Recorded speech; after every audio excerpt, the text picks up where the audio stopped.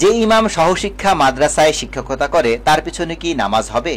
আমাদের মসজিদের ইমাম সাহেব ইমামতি ছাড়াও এলাকার সিনিয়র আলিয়া মাদ্রাসায় শিক্ষকতা করেন। ওই মাদ্রাসায় সহশিক্ষা চালু আছে, ছেলে মেয়ে একত্রে ক্লাস করে, তবে মেয়েরা বোরখা বা নেকাব পরে থাকে। আবার কিছু মুসল্লি তাকে অপছন্দ করেন। এই অবস্থায় ওই ইমামের পেছনে ইক্তিদা করাতে শরীয়তের কোনো সমস্যা আছে কিনা? উত্তর: মূল উত্তরের আগে ভূমিকা স্বরূপ কয়েকটি বিষয় জানা দরকার।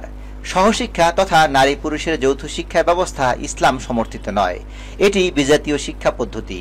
একসময় স্কুল কলেজেও আলাদা ব্যবস্থা ছিল, পরবর্তীতে পাশ্চাত্যের অনুকরণে সহশিক্ষা চালু করা হয়েছে এবং দুর্ভাগ্যজনকভাবে এখন আলিয়া পদ্ধতির দ্বীনি শিক্ষা প্রতিষ্ঠানগুলোতেও তার অনুপ্রবেশ ঘটেছে। শরীয়তের দৃষ্টিতে এটা সম্পূর্ণ নাজায়েজ এবং ইসলামের মূলনীতির পরিপন্থী। মেয়েরা বোরকা পরা থাকলেও সহশিক্ষা ব্যবস্থা শরীয়তে গ্রহণযোগ্য নয়, কারণ পাঠশালায় একজন ছাত্রী শুধু নীরব শ্রোতা নয়, তাকে যেমন শিক্ষকের কথা শুনতে হয় তেমনি পড়া শোনাতে হয় এবং প্রয়োজনে প্রশ্নও করতে হয়। এমনিভাবে তাকে লেখা দেখাতে হয়, বাড়ির কাজ দেখাতে হয়। এসব কিছু হয়ে থাকে তার সহপাঠী বেগানা ছাত্রদের কাছে বসে এবং বেগানা পুরুষ শিক্ষকের সাথে সামনাসামনি ও সরাসরি। বলা বাহুল্য যে এ সকল কর্মকাণ্ড কোরআন মজিদের মৌলিক নির্দেশনার পরিপন্থী। কোরআন শরীফে আল্লাহ তাআলা ইরশাদ করেন, আর তোমরা তার রাসূলুল্লাহ সাল্লাল্লাহু আলাইহি ওয়াসাল্লামের স্ত্রীগণের কাছে কিছু চাইলে পর্দার আড়াল থেকে চাইবে, এটা তোমাদের অন্তরের জন্য এবং তাদের অন্তরের জন্য অধিকতর পবিত্রতার কারণ। বিখ্যাত তাফসিরবিদ ইমাম কুরতুবী রাহমাতুল্লাহ আলাইহি উক্ত আয়াতের আলোচনায় বলেন, উক্ত আয়াতে আল্লাহ তাআলা রাসূলুল্লাহ সাল্লাল্লাহু আলাইহি ওয়াসাল্লামের স্ত্রীদের কাছে কোনো প্রয়োজনে পর্দার আড়ালে থেকে কিছু চাওয়ার বা কোনো মাসালা জিজ্ঞাসা করার অনুমতি দিয়েছেন।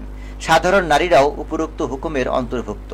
নবী করিম সাল্লাল্লাহু আলাইহি ওয়াসাল্লামের স্ত্রীগণ হলেন সকল মুমিনের মা, অথচ তাদের সাথে লেনদেন বা কথাবার্তা বলতে হলে পর্দার আড়াল থেকে করতে বলা হয়েছে।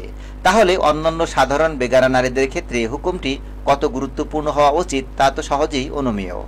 শরীয়তের দৃষ্টিতে ইমামতি একটি গুরুত্বপূর্ণ ও মহিমান্বিত দায়িত্ব। রাসূলুল্লাহ সাল্লাল্লাহু আলাইহি ওয়াসাল্লাম বিভিন্ন হাদিসে এর গুরুত্ব বর্ণনা করেছেন।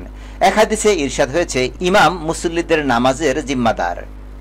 অন্য হাদিসে আছে, যদি তোমরা চাও তোমাদের নামাজ কবুল হোক তাহলে তোমাদের ইমাম যেন হয় তোমাদের সর্বোত্তম ব্যক্তি, কারণ ইমাম হলো তোমাদের ও তোমাদের রবের মধ্যকার প্রতিনিধি। তাই ফকিহগণ বলেন, ইমামকে হতে হবে সহিহ আকীদা সম্পন্ন, খোদাভীরু, পরহেজগার, সুন্নাতের অনুসারী এবং বিশুদ্ধ তেলাওয়াতকারী আলেম। মসজিদ কমিটি বা মহল্লাবাসীর কর্তব্য হল দিনদার পরহেজগার যোগ্য আলেমকে ইমাম বানানো। সম্পূর্ণ সততা ও নিষ্ঠার সাথে এই কর্তব্য পালন করা তাদের উপর ওয়াজিব। যদি তারা এতে অবহেলা করে তাহলে গুনাহগার হবে। উপরোক্ত ভূমিকার পর এবার মূল জবাব এই, যেহেতু সহশিক্ষা ইসলামে জায়েজ নয় এবং একজন ইমামের এ ধরনের প্রতিষ্ঠানে শিক্ষকতা করার অর্থ হল শরীয়ত পরিপন্থী কাজে সহযোগিতা করা, যা কোনো মতেই কাম্য হতে পারে না। তাই এক্ষেত্রে মসজিদ কমিটির কর্তব্য হলো ওই ইমামকে এ ধরনের প্রতিষ্ঠানের শিক্ষকতা ছেড়ে দিতে অনুরোধ করা।